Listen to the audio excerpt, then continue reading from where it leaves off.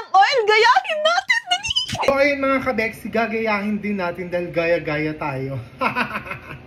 So ayan, meron tayong cropok. Ayan, natira dito. So isasalang din natin siya sa microwave.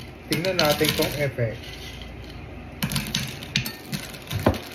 So ayan, salang na natin sa microwave. Tingnan natin kung maluluto talaga.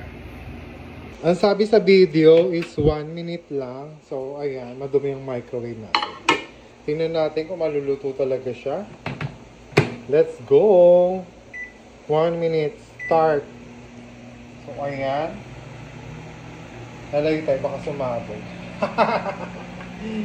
Ayan, habang niluluto natin, tingnan natin mabuti kung maluluto talaga siya. So maganda nga yan kung totoo dahil wala na siyang mantika, tapos tama nga yung sinabi niya, maganda sa katawan dahil wala na mantika, dahil yan deep fry kasi yan. So yun na nga mga kabeksi, talagang naluluto talaga siya.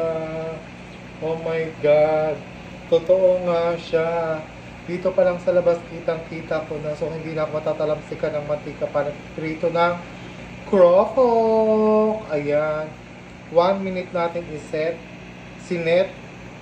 So ayan, tingnan natin kung talagang bonggang-bongga talagang maluluto ang ating cropok. Ayan, wait na lang natin. 7, 6, 5, 4, 3, 2, and 1. So tingnan natin kung naluto na. Surprise! Ayan na nga mga kabeksi, naluto talaga siya ng bonggang-bong. Aray, ang init.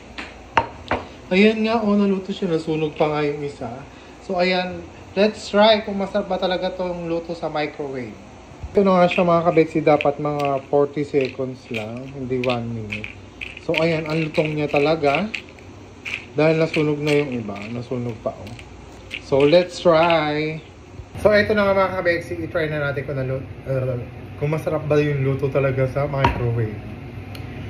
Dry siya, walang oil kasi.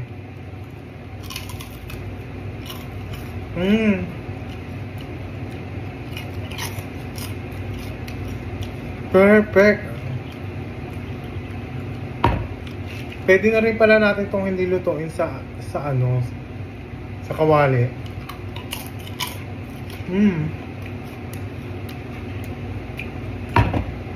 Bongga, hindi na natin kailangan magluto ng deep fry at hindi na natin makakain yung bonggang-bonggang mantika. I-try nyo na!